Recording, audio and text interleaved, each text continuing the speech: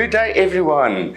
This is our fourth podcast of Mentanimals and an interesting session today, recording today about Mental Health Awareness Month, World Mental Health Awareness Month.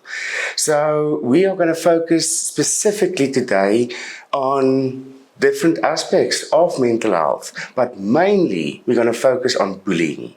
And also, October is Bullying Prevention Month. So we have a big surprise for everyone out there regarding bullying. We are launching our third Mentanimals book, our children's book, and it is all about bullying. So our main characters are two pigs, Bacon and Banger, the bullies. Bacon and Banger, the bullies, will help children as well as teachers, parents with valuable information about bullying, how to address it, how to have skills coping with bullying, and how to avoid bullying in general. Beautiful book about bullying in children and the effect of bullying on children and mental health. We have a big launch for our bully book on 14 November in Bloemfontein. So those of you in the area who want to attend it for free, please send us an email to mentanimals@gmail.com. Your place will be reserved and there will be a lot of fun activities, things to buy, and then also we will have a talk on bullying. Bullying is becoming a bigger and bigger problem in all areas of life and in all ages. So if we look at children, especially smaller children, bullying is a big problem which can cause so much damage that it can also affect their brain function. What is bullying? Bullying is any offense against someone that is happening repeatedly and there is a big power difference or a perceived power difference. So there's a lot of symptoms that parents will see when children are being bullied. For example, they will cry and not want to go to school. They will fear going to school. Their sleeping and eating pattern can change. They sometimes get home and some of their stuff are broken or lost. And then there's just an overall decline in their happiness and their fun.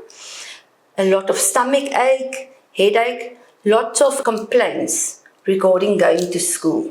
Bullying does not stop at childhood or before school. It continues.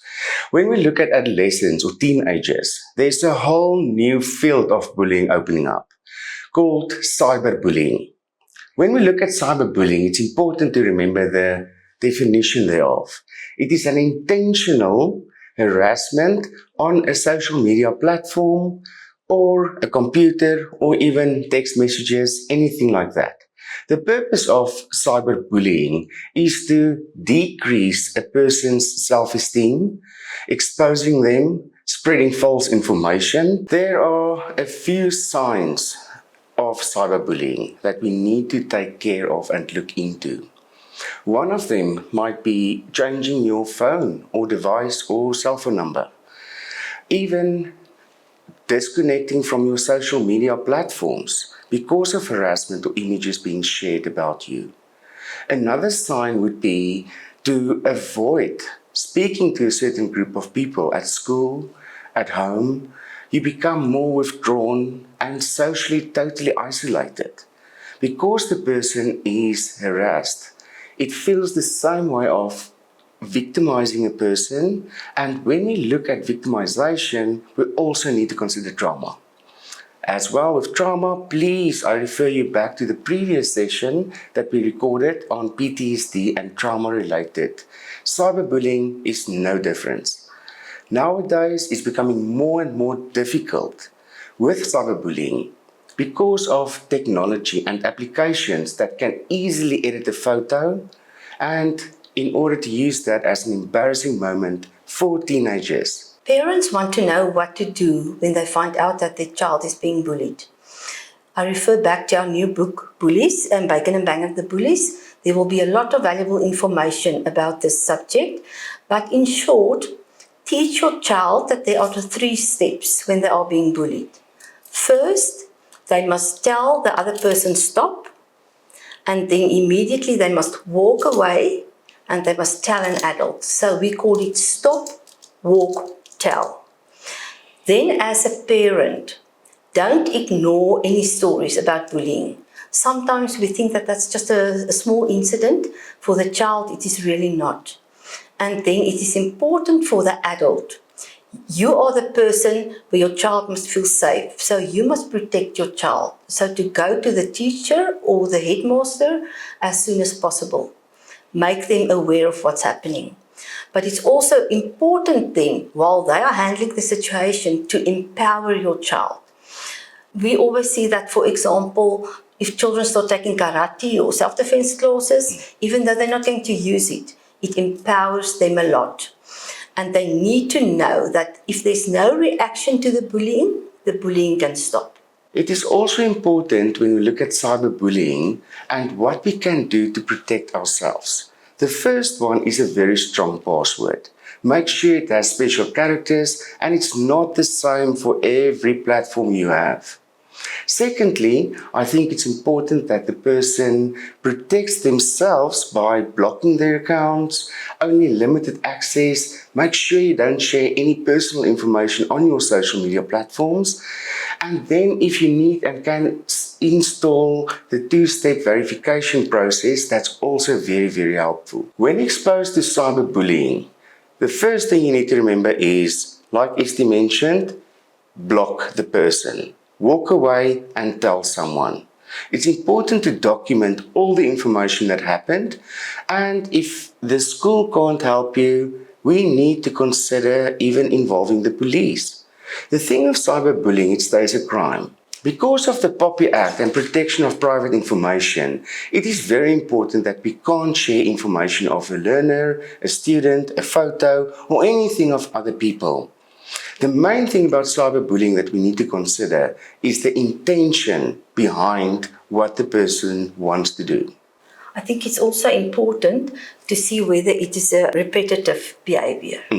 Because an incident that happens once doesn't really fall under the definition of bullying, but if it's repeated by the same bully, then it's bullying. Yes. How can you really know if your child is being bullied? The first most important step is to spend enough time with your child so that you know what's going on in school, to check what's going on in their suitcases, and to be there for them so that they can tell you or that you can notice if something changed in your child's behavior. A lot of my patients, little victims of bullying, tell me that they wanted to tell mommy but she was too busy, or they told daddy but he didn't believe him, or he said just man up.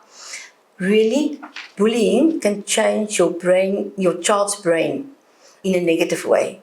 And that affects their school marks, their academic performance. So even a drop in school marks can be a sign that there's bullying at school.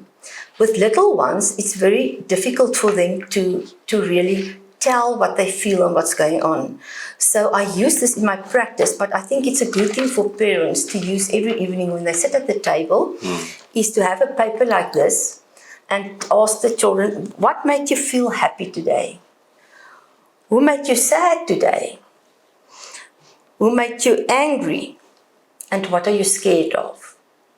So if you constantly just ask those 4 questions in the evening, you will start to see a pattern. And that's the first step, is to be able to identify it as soon as possible in your children.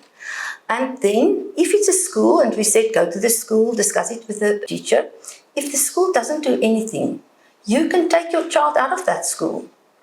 They don't have to stay in a place where they are being bullied and victimized, because it causes long-term trauma. I see a lot of adults who are still traumatized by a teacher or a child that bullied them in their primary school years. Bullying continues even after teenage years.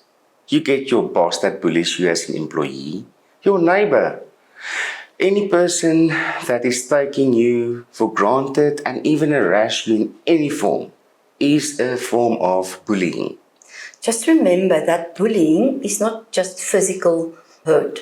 It can be words, it can be physical, it can also be ignoring someone. Giving them the silent treatment is part of narcissistic bullying. It can also be spreading false rumors about you or excluding you from a social group. All of that is part of bullying. Because of our bully recording today, we thought it might be best to speak a bit about narcissism in our next podcast. Narcissism, severe form of manipulation, bullying, lying, and we will continue with that in our next session. Just remember that a boss can often be narcissistic because of the position they achieved, and then you can have a narcissistic partner or a narcissistic father or mother, and that causes a lot of damage to children because the bully is in the house. You can't teach them to walk away from the bully because the bully is in the house where they are supposed to be safe. What we need to conclude with is people that's in hurt will keep on hurting other people. People that are healthy won't bully. We specifically look at that in our story about Bacon and Banger. We also show that in Bacon and Banger's lives, there were people who hurt them. So it is also for children to kind of understand where this bully is coming from. The good news is, Bacon and Banger, the bullies, are available for pre-order. Please visit our website at www.mentanimals.com. There's also a great special on the way. This is our third Mentanimals publication of children's storybooks, so please look at our website. There might be a very, very good discount if you order all 3 books at once. It is important that we must remember that bullies can change. So to create empathy with children from a very small age prevents bullying. In the book, there's also an example of that, and that's what I would want teachers to start doing, is to every week to crown a kindness king. The child who helped the other children the most, who helped the teacher the most, who was the kindest to everyone, must be the kindness king for that week. Starting from the very small children. In that way, we create empathy with them, and that is the big prevention of bullying. Just remember, our launch on the 14th of November for people who are in the Bloemfontein area. Please send us an email if you want to attend because there's only limited seats. You can send to mentanimals@gmail.com. It was such a nice time with you. See you soon with our next podcast about narcissistic personality disorder. Bye everyone. Bye-bye.